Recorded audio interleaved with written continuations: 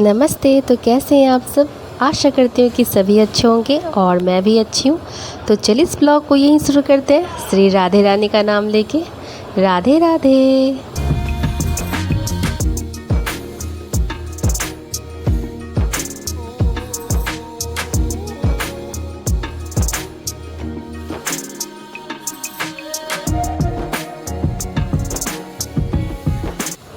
तो आज का दिन है सोमवार और हम सब ने फास्ट किया है, मैंने और मम्मी ने। तो यहाँ पे मेरी पूजा हो चुकी है, ये देख लो। और जितने फूल यहाँ पे दिख रहे हैं ना, सारे हमारे ही पेड़ के हैं। अब मम्मी इसलिए ये सब प्लांट्स लगाती है ना कि मम्मी को फूल वगैरह बहुत पसंद है। उसके बाद मैं शाम का काम करने चली गई थी। डायरेक्ट मैं आपसे शाम में ही मिल रही हूँ। और बेलपात्र जो है ना, वो एक आंटी है, वो रोज़ के रोज़ दे जाती है। और जब मैं ये वॉइस ओवर कर रही हूँ, मम्मी है नहीं घर में, मम्मी गई है मंदिर में। क्योंकि मम्मी ने ना मन्नत रखी थी कि पाँचों के पाँचों सोमवारी जो है ना, मम्मी वो मंदिर जाएंगी। और तो मम्मी मंदिर गई हुई है। लेकिन बहुत दुख हो रहा है मुझे ये बताते हुए कि लड़कियां बिल्कुल भी सेफ़ नहीं है। हमारे यहाँ से ना, मतलब पूर्णिया से, जहाँ से मैं जहाँ की रहने वाली हूँ, वहाँ पे ना दिन दहाड़े ही बोलो तो 3 लड़कियों को उठा लिया गया है। और अब तक उन लड़कियों का कुछ भी पता नहीं चला है। तो वही मैं बोलती हूँ मम्मी से कि मम्मी मन्नत रखा है तो ठीक है जाओ, लेकिन दिन समय ठीक नहीं है तो जल्दी जाके जल्दी आ जाना। लेकिन मम्मी अब जो गई है अभी तक नहीं आई है, इसलिए मेरा थोड़ा सा मूड ख़राब है। और कुछ कमेंट्स ऐसे आए हैं मुझे कि आप जैसा वीडियो में दिखती हो वैसी हो, या फिर आप जैसा बोलती हो वैसी हो।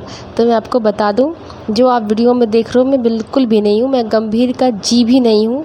मैं बहुत ही क्या ही बोलूँ, चुलबुल टाइप की लड़की हूँ। मुझे किसी को भी हंसाना, किसी के चेहरे पे स्माइल देखना, वो मुझे बहुत पसंद है। लोग हंसते हैं तो मुझे बहुत सुकून मिलता है।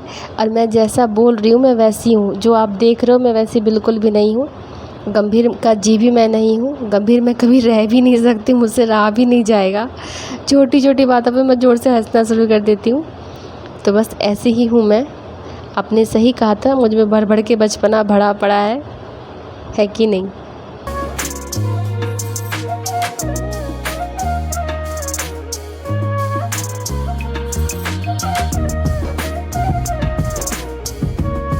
तो सारे कपड़े जो मैंने उठा लिए हैं। और बारिश की वजह से कपड़े ठीक से सूख नहीं पाते हैं ना, तो फ़ैन चलता है तो रूम में ही बिछा देती हूँ जा कर के ट्रंक के ऊपर, ताकि वो कपड़े सूख जाएं। नहीं तो जहाँ तहाँ वहाँ कपड़े ही देखो, दिमाग ना ख़राब होने लगता है। कपड़ों की से दुकान खुली हो तो मजबूरी बस ट्रंक पे ही फैलाना पड़ता है। रात भर जो पंखा चलता है ना, तो उससे कपड़े सूख जाते हैं तो नेक्स्ट दिन पहन पाते हैं। ऐसे ही हो रहा है आजकल। और यहाँ पे मैं पूजा रूम आ गई थी, कपड़े वगैरह उठा लिए थे और ये जा रही मैं पूजा रूम पोंछने के लिए। क्योंकि 2 टाइम पोछा लगता है रूम में, एक तो सुबह लगाते हैं और शाम को भी हम पोछा लगाते हैं। तो यहाँ पे मैं पोछा लगा रही हूँ।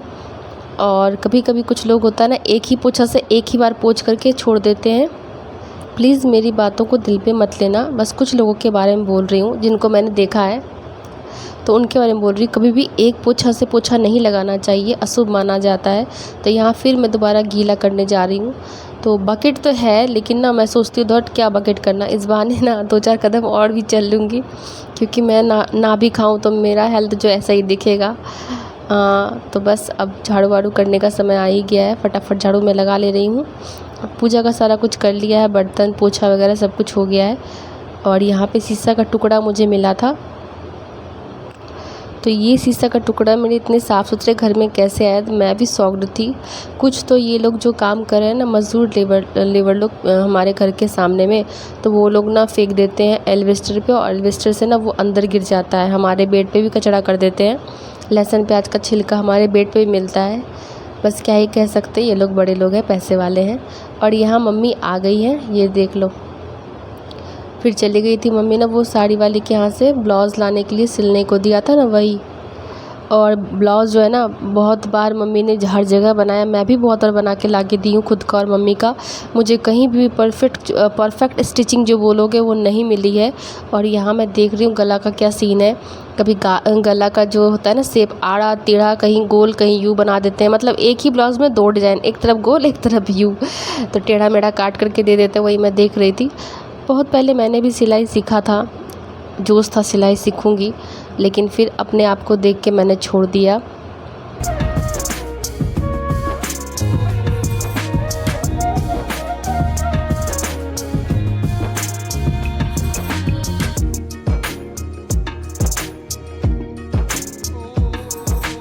मैंने तो पूरा मार्केट छान मारा, मुझे कहीं पे भी परफेक्ट सिलाई नहीं मिली है।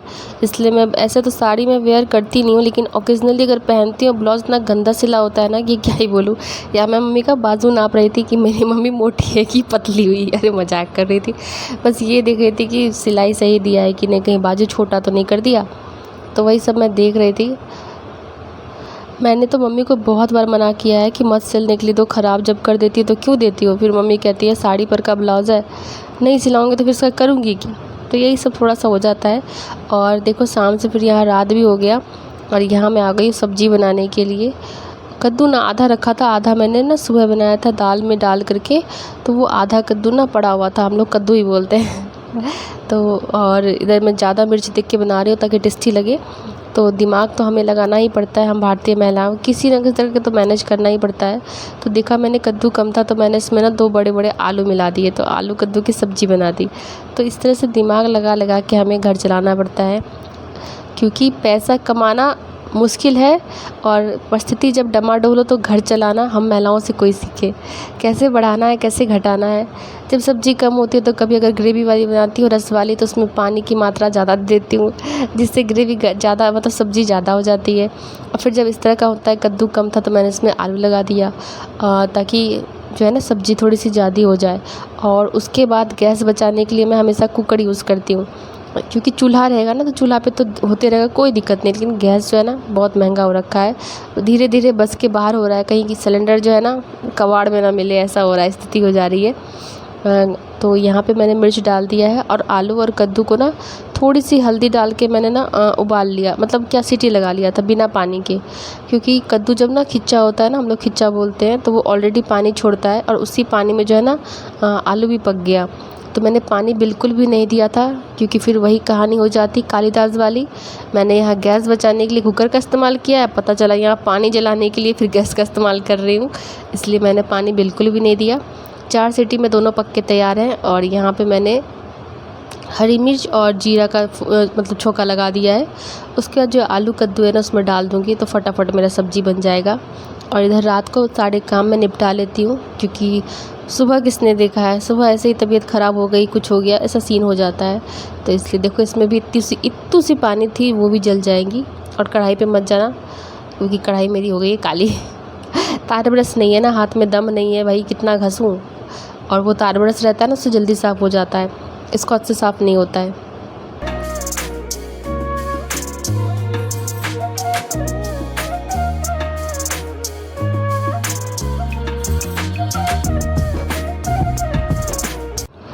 तो बस सब्ज़ी भी यहाँ पे हो जाएगा और जो बाद के काम है वो साइड में करती रहूँगी फ्लेम कम करके, क्योंकि देखो समय को बचाना है ना, ये नहीं कि खाना चढ़ा दिया तो गैस के पास ही खड़े हैं, मैं ऐसा कभी नहीं करती हूँ। फ्लेम कम कर दूँगी और उसके बाद मैं रेस्ट काम जो रहेगा वो कर लूँगी। लेकिन मुझे ना, आप जो देख रहे हो मैं तो वॉइस ओवर बाद में कर रही हूँ, लेकिन ये जब ख़तरनाक सुनने को मिला ना, मुझे मेरा दिमाग ही हिल गया।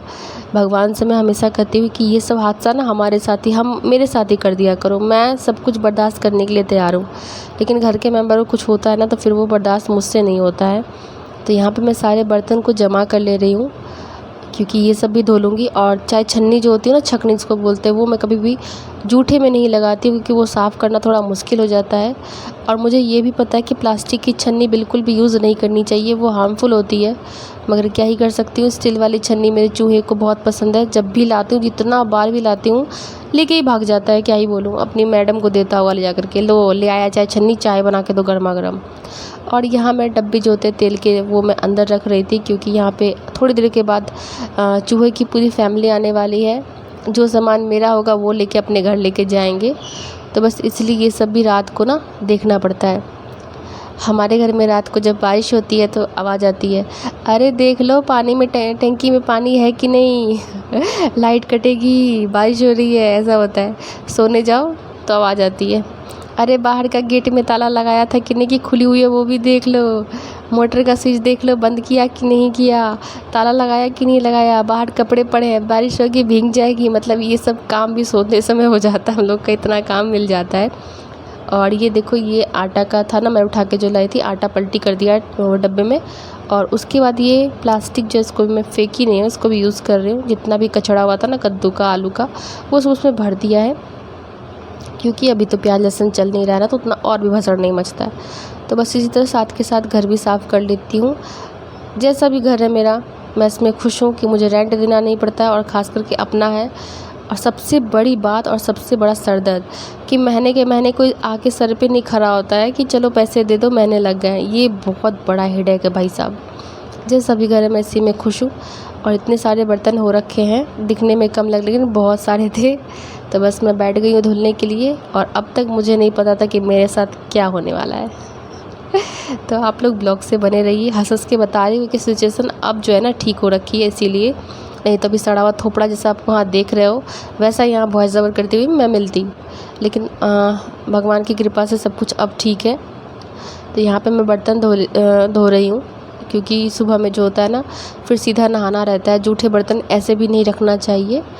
घर में अगर बरकत चाहिए तो ये छोटी छोटी चीज़ों को मतलब ध्यान में रख के काम करें ना, तो भगवान की कृपा बनी रहती है। रसोई घर अन्नपूर्णा का, तो वो नीट एंड क्लीन रहना चाहिए। जूठे बर्तन अगर मान लो बीमार भी हो, नहीं कर पा रहे हो ना, तो भी उसको ना समेट करके कोने में अच्छे से रख देना चाहिए। छितरा हुआ तो बर्तन बिल्कुल भी नहीं रहना चाहिए। तो यही सब चीज़ है जो मम्मा सिखाई है, और कुछ इधर उधर से जुगाड़ लगा के मैं सीखी हूँ। जो बड़े लोग जो समझाते हैं मैं उसको समझ लेती हूँ। एटीट्यूड नहीं दिखाना, अरे इनको इतना पता है, इतना ज्ञान दे रही है ना बाबा। अगर उन्होंने कुछ बताया है तो मेरी भलाई के लिए बताया है, इसलिए कोई मुझे अगर ज्ञान देते तो मैं रख लेती हूँ, मुझे अच्छा लगता है। और यहाँ पे इतना अधिक मच्छर था कि मैं परेशान हो रखी थी, क्या ही बताऊँ। और बर्तन वगैरह सब कुछ मल लेने के बाद, और अभी तक मेरी सब्ज़ी जो है ना वो कम फ्लेम पे बनी रही है।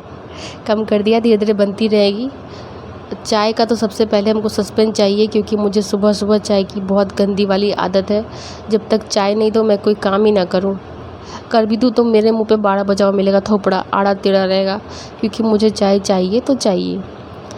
तो प्लीज़ जो कि मेरे चैनल पे पहली बार आते हैं, प्लीज़ चैनल को लाइक कीजिएगा, सब्सक्राइब कीजिएगा, और कमेंट ज़रूर कीजिएगा भाई। और नोटिफिकेशन भी प्रेस करिए लीजिएगा। इससे क्या होगा, जब मैं भी वीडियो पोस्ट करूँगी ना, तो ठपाक से आपके फ़ोन पे मेरा नोटिफिकेशन आएगा।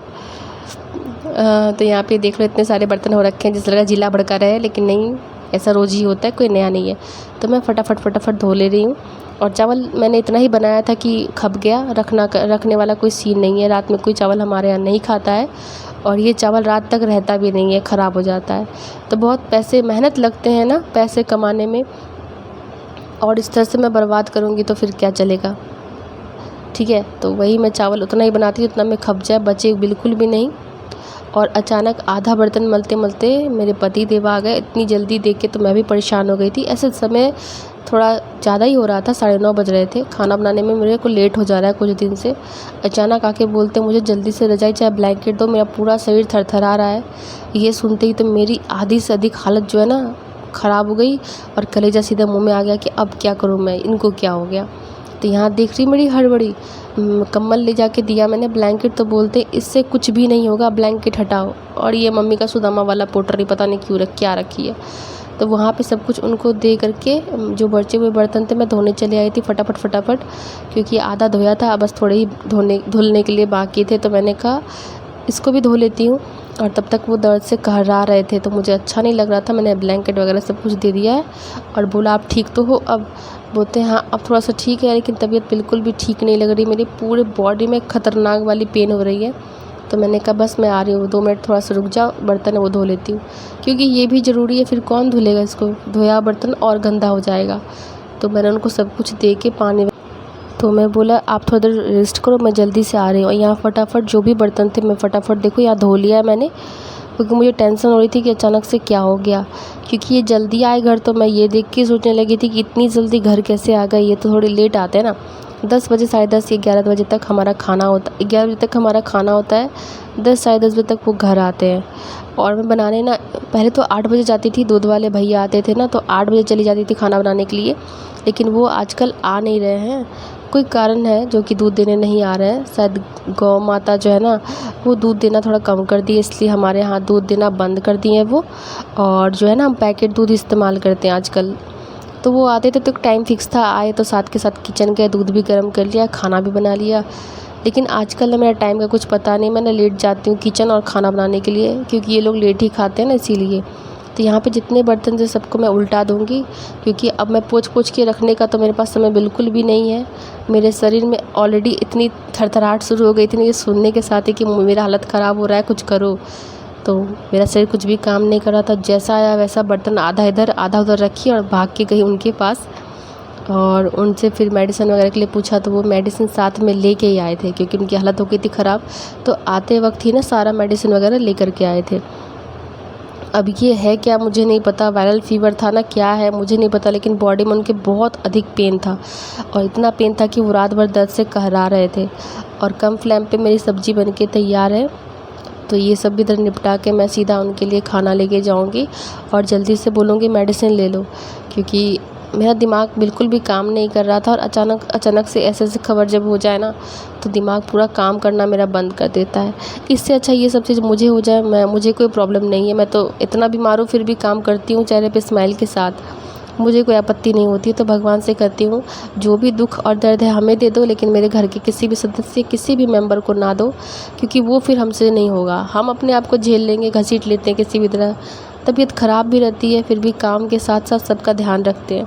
और ये लोग की तबीयत ख़राब होती है ना तो एक तो सेवा अलग करो, दूसरा ना हमारा भी सोच के तबीयत ख़राब हो जाता है कि कब ठीक होंगे।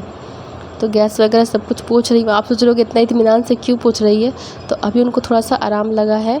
मैंने बिस्किट वगैरह दे के मेडिसिन दे के तुरंत आई हूँ। तो बोला ठीक है आप तब तक रेस्ट करो, और ब्लैंकेट से तो कुछ भी नहीं हुआ, फिर रजाई देना पड़ा, रजाई दे के आई हूँ। तो वो अभी रेस्ट कर रहे हैं, तो जल्दी जल्दी ये सब भी निपटा ले रही हूँ। और मेरा मूड एकदम से ख़राब अचानक से हो गया कि ये क्या हो गया।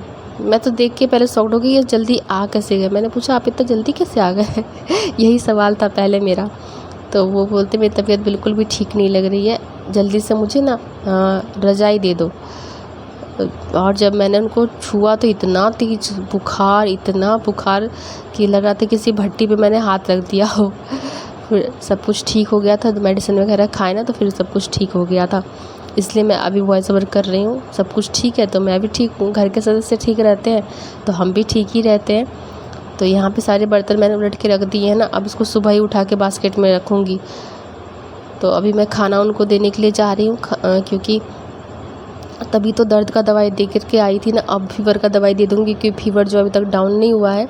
और यहाँ मैं पागलों की तरह बर्तन ढूंढ रही थी, रखा है मैंने ही और ढूंढ मैं ही रही हूँ, क्योंकि ऐसा सुन के तबीयत ख़राब है, और इतना ख़राब है ना दिमाग ही मेरा काम नहीं करता है। तो क्या रखी है, ऐसे भी मुझे भूलने की आदत पता नहीं क्यों होते जा रही है। क्या रखा है, कहाँ रखा है, कुछ समझ में नहीं आ रहा था। बहुत मुश्किल से फिर बर्तन देखा कि हाँ मिल गया। तो खाना जल्दी से दे के ना वो मेडिसिन दे दूँगी, फ़ीवर का दे दिया था मैंने, जिससे ना फ़ीवर डाउन हो गया था। सुबह तक सब कुछ ठीक था, रात भर तो सोने के लिए नहीं मिला, इतना ज़ोर ज़ोर से कर्रा रहे थे दर्द से, क्योंकि पता नहीं कौन सा कोई कहता टाइफाइड हो गया है। किसी ने फ़ोन करके बोला जाओ अपना टाइफाइड चेक करवा लो, कहीं तुमको वो तो नहीं हो गया। कोई कहता है डेंगू तो नहीं हो गया। अब तो मेरी तो और हालत ख़राब हो गई यार, क्या बोल दिया इन्होंने, डेंगू और टाइफाइड। बस भगवान कर रही थी, सुबह तक रिज़ल्ट देख रही थी कि फीवर डाउन होता है कि नहीं होता है। रात भर तो नींद नहीं आई।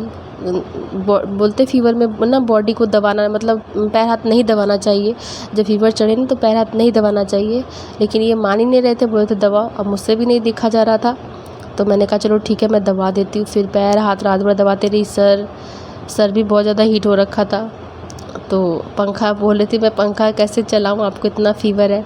वो बोले नहीं तुमको इन्फेक्शन है, तुमको ऑलरेडी मतलब एलर्जी है ना, तुम चला लो, तुमने तो तुम बैठ भी नहीं पाओगी। मैं ना रज़ाई के अंदर मुंह कर लेता हूँ, वो पूरा रज़ाई से कवर कर लिए थे और मैं फ़ैन चलाई थी थोड़ी देर के लिए, क्योंकि मुझसे भी गर्मी में रहा नहीं जाता, और काम करते करते तो पूरा पसीने से भीग गई थी मैं। तो यहाँ उनके लिए मैं खाना लेके जा रही हूँ। तो आज का ब्लॉग कैसा लगा कमेंट करके ज़रूर बताना। फिर मिलूँगी नेक्स्ट ब्लॉग में, तब तक के लिए बाय बाय।